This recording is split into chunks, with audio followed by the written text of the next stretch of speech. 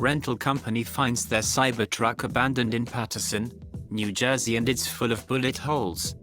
Can you imagine driving one of these in America? It's almost like asking to be shot at. Everyone hates CyberTrucks, but they're bulletproof. Looks like truck did the job. Most bullets did not penetrate. In Paterson, that's the way things go. If you're in a CyberTruck, you better not show up on the street. The owner suspects there were two shooters. The 1.9mm thick stainless steel can surely stop handgun calibers.